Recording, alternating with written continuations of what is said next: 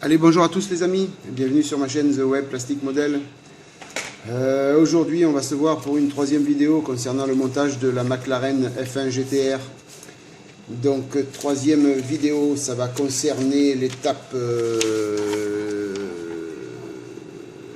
3, non, la fin de l'étape 2 plutôt, puisque l'étape 2 était en deux parties, donc la fin de l'étape 2, donc, qui va permettre de commencer à assembler le châssis, donc avec les disques de frein, les fusées et les triangles.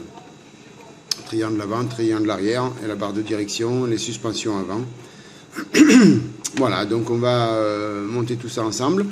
Vidéo aussi pour faire un petit peu le point, donc on s'était quitté sur le montage des disques de frein. Et donc j'avais pas fini de faire ce montage. Enfin ce montage, il me restait le décalque à mettre sur les étriers de frein. Il me restait les décalques à mettre. Donc c'est chose faite. Voilà. Donc j'ai mis les petits décalques Brembo. Et puis j'ai verni par-dessus. Donc un vernis brillant mais qui n'est pas trop top. C'est pas le vernis bombe que je prends de Mister Hobby. Hein. C'est le petit vernis Valero que je présente assez souvent. Donc il n'est pas plus brillant que ça. Voilà, donc les décalques sont posés, ils sont protégés par le vernis, ils ne peuvent pas partir. En même temps, l'étrier de frein est un peu brillant, ça le fait. Voilà, donc ça c'est terminé. On va pouvoir passer au montage. Petite nouveauté aussi au niveau de la McLaren, c'est que j'ai reçu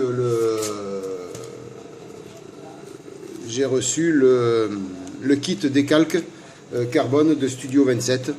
Donc concernant la McLaren F1 GTR au 24e. Donc je vais pouvoir bien détailler l'intérieur de l'habitacle avec tous les décalques carbone qui vont avec. Donc je vous le présente là. Hein. Il est en deux parties. Hein. Voilà. Donc on a pas mal de décalques carbone à poser sur, notamment à l'intérieur de l'habitacle. Donc on va s'amuser à faire tout ça, hein. C'est fort sympathique à faire. On va devoir user de microsoldes et de micro-7. Mais bon, on va le faire tranquillement et avec patience. Voilà, donc ça ce sera pour le petit détaillage intérieur. Donc je l'avais commandé mais je ne l'avais pas reçu encore. Donc j'en profite pour vous le présenter. À savoir, je l'ai commandé chez Spot Model, un site espagnol. C'est la première fois que je commande extérieur France. Et ma foi, les délais sont respectés, il n'y a pas de souci à ce niveau-là. Donc je pense que je vais continuer un petit peu à commander aussi en extérieur de France. Parce que des fois, il y a des prix compétitifs. Et malgré tout, on regarde un petit peu ça aussi, hein, nous tous. Voilà, donc on va commencer par cette phase donc, de montage du châssis. Hors caméra, j'ai pratiqué donc, quelques mises en peinture. Je me rends compte que j'ai fait une tache sur le châssis. Il va falloir l'éliminer. Donc le châssis de ce côté, donc c'est brut de grappe. Et donc on me demandait de le peindre en noir satiné. Donc je le trouvais un peu brillant pour laisser brut de grappe. Donc j'ai passé moi mon noir satiné X18 de chez Tamiya. Il est beaucoup moins brillant et je trouve que ça le fait beaucoup mieux qu'avoir un brillant comme celui-là. J'ai aussi peint les triangles avant et arrière. Alors eux je les ai laissés bruts de grappe puisque le centre il fallait le faire en X18 et c'est des parties qui vont pas trop se voir. Et par contre les triangles eux-mêmes il fallait les peindre en doré. Donc j'ai pris le X12 de chez Tamiya. Donc c'est le Gold Leaf, donc couleur or. Par contre sur la notice, on ne me demandait pas de peindre les triangles du châssis. Je l'ai fait de moi-même parce que je ne trouvais pas logique que sur le haut on ait des triangles dorés et sur le bas des triangles noirs. Donc, bon, ça fait un petit peu plus de détaillage. C'est pas une obligation non plus de respecter à la lettre la notice, hein. On peut faire aussi un peu comme on veut et faire preuve un petit peu d'innovation. Donc vous voyez, ben, j'ai un petit peu salopé le X18 avec l'or. Bon, je vais venir un petit peu le remettre un petit peu de noir satiné par-dessus, ça va le faire. C'est pas grave. Voilà, après tout le reste, j'ai laissé brut de grappe. À savoir que un petit bémol au niveau de Fujimi, je trouve qu'ils sont un petit peu light au niveau des suspensions. Vraiment, les ressorts, il n'y a rien. Si on veut faire vraiment un petit détaillage et une peinture spéciale de la partie des ressorts, on n'y arrive pas, quoi. Regardez ce qu'il y a comme... Il n'y a rien. Il n'y a rien. J'ai juste retiré un petit peu la ligne de moulage, il n'y a plus de ces plats. Voilà, vous voyez, au niveau des ressorts, il y a presque rien. C'est pas... Même pour moi personnellement, je suis déçu à ce niveau-là parce qu'on ne peut pas détailler exactement, peindre les ressorts différemment que le corps. Bon, c'est pas méchant, ça se voit pas souvent, c'est des pièces qui ne se voient pas beaucoup non plus. Donc on va les laisser comme ça, c'est pas grave. Mais je tenais à souligner qu'à ce niveau-là, c'était un petit peu léger au niveau de Fujimi. Voilà, donc on a fait le tour un petit peu des pièces qui ont été préparées hors caméra, et puis on va passer à l'assemblage de tout ça. Donc je positionne la caméra différemment et je vous reprends.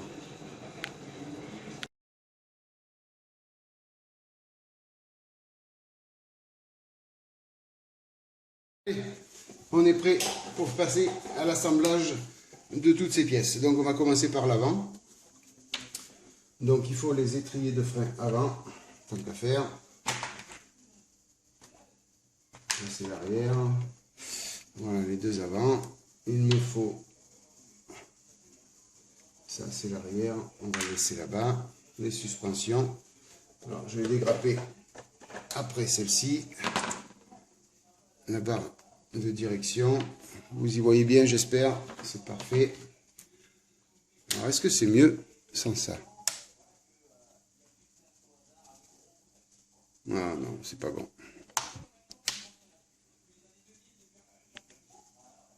Vous me direz ce que ça donne au niveau ressenti derrière votre écran si je laisse la lumière allumée en plein jour ou si je fais ça, si c'est mieux. Dites-moi-le, que je puisse adapter. C'est vrai que j'ai pas de lumière blanche encore, il faudra que j'investisse là-dedans aussi. Alors j'ai une caméra HD à acheter, la lumière blanche, ça fait beaucoup. Allez, on va reprendre et monter tout ça. Donc il me faut l'étrier. Donc celui-là va venir là. On va monter d'abord la barre de direction.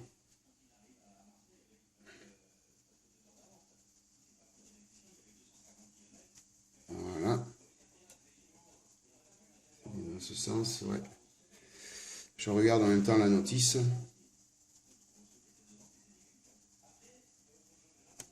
Voilà. Après, ça va là et là.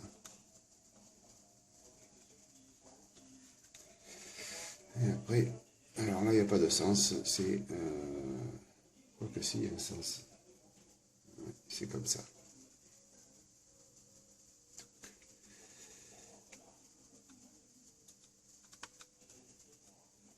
Alors, les lunettes loupe.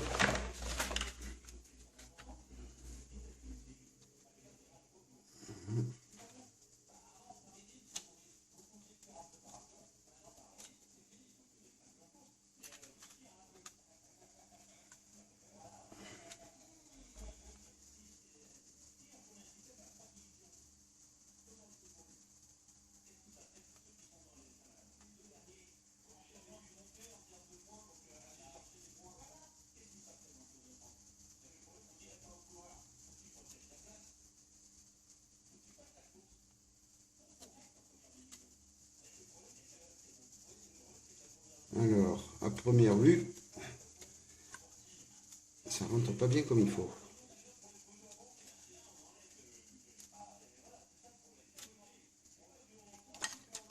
Alors,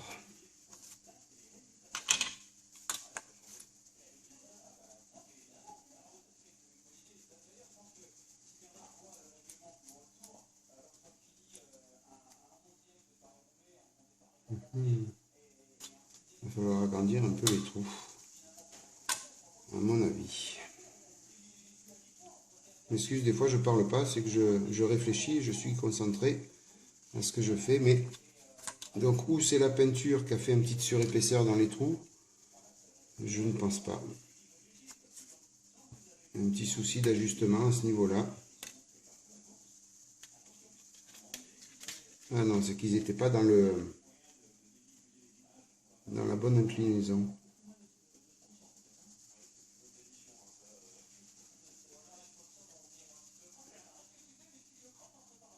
Donc là, ils sont rentrés.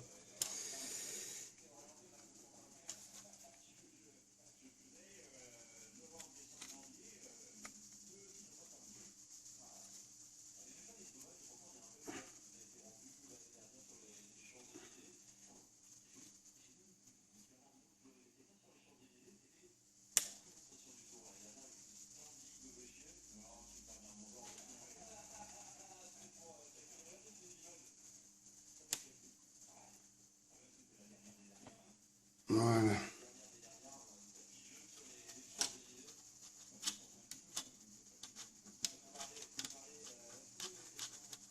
Ouais, il fallait juste que ça se fasse un petit peu. On va être bon. Donc, on va prendre la colle liquide. On va venir coller.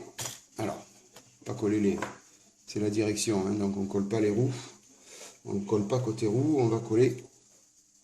Oh, c'est tout noir en plus. Voilà.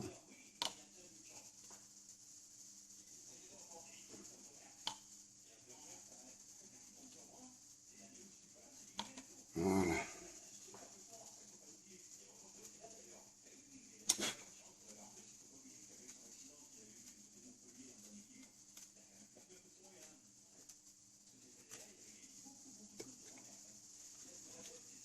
Allez, on va mettre les amortisseurs. Alors, amortisseur 14, c'est celui qui vient là. Donc on va prendre celui-là, on va le mettre là. Donc est-ce qu'il y a un sens? A priori non. Donc la pince qui va bien.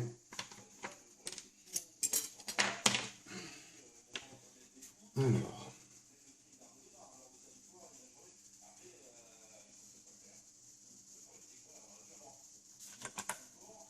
Donc, c'est voilà.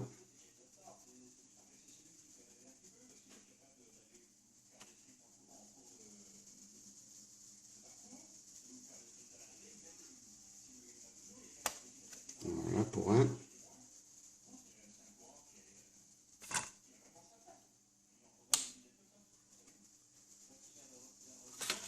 Ça va tout seul au niveau des amortisseurs.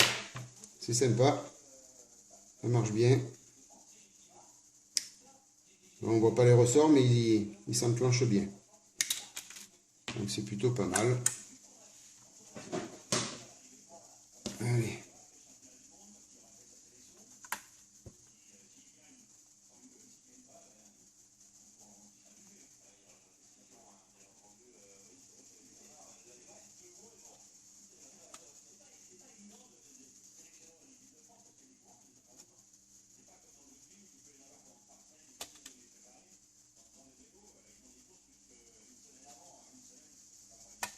Voilà.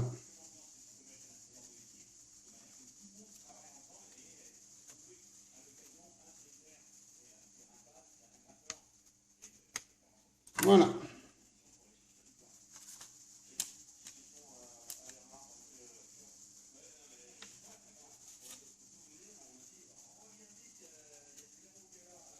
Parfait. Allez, donc la partie avant est terminée. Les ressorts sont montés. J'espère que j'ai été dans le cadre à chaque fois.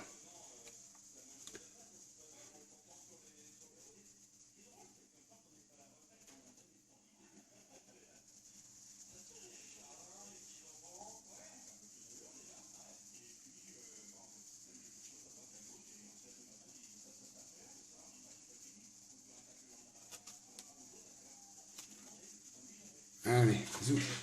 Parfait. On va passer à l'arrière.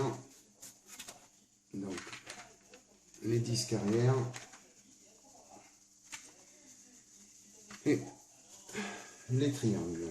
Alors.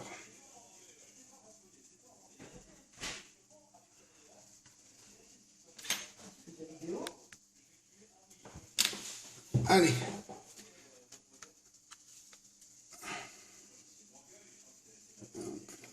Alors là, c'est un petit carré, c'est pas rond. Donc on va regarder ça. Voilà.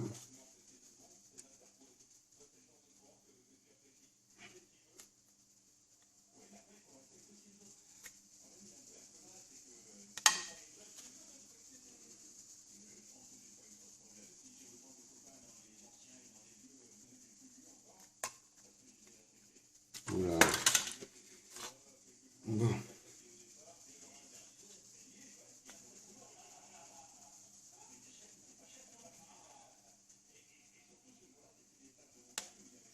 Voilà.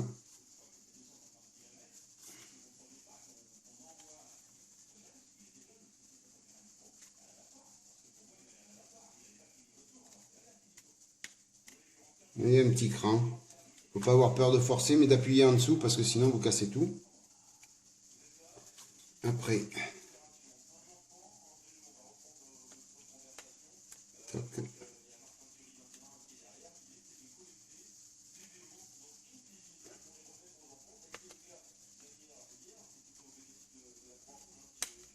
Voilà.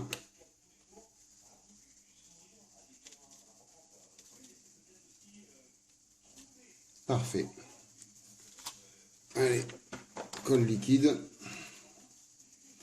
Bon, je prends la colle liquide puisque ces pièces-là n'ont pas été peintes. Donc automatiquement, je ne sais pas si aujourd'hui au niveau lumière, vous allez être bien. J'espère que la vidéo n'est pas morte.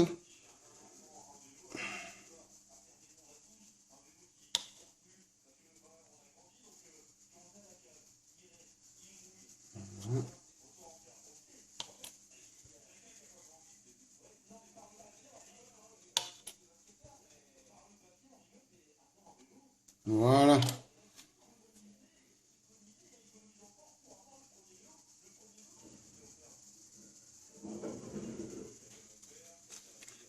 Parfait.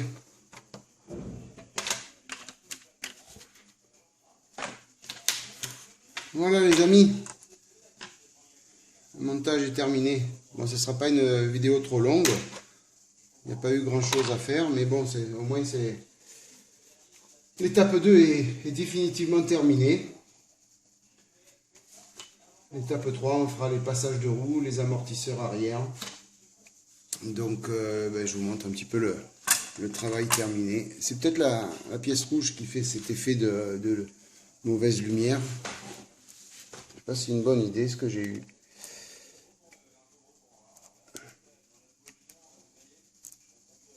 Voilà.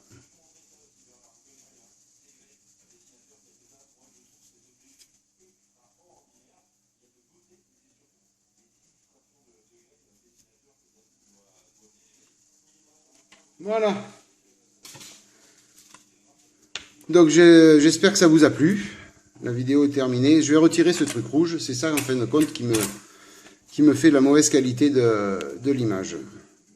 Alors j'ai pris ça parce que j'ai mis de la mousse pour éviter de rayer les châssis.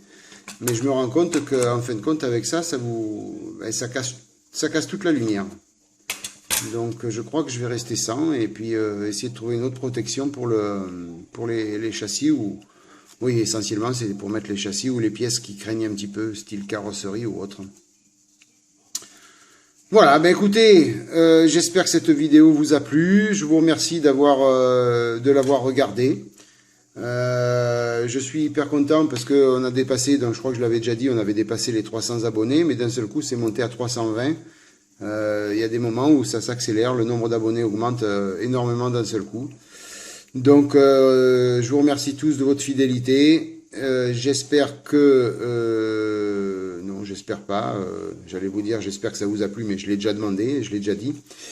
Je radote en fin de compte. C'est peut-être l'âge. Bon, écoutez, sur ce, je vous souhaite une bonne journée, une bonne matinée, une bonne soirée, selon l'heure à laquelle vous allez regarder cette vidéo. Et puis, je vous dis à plus.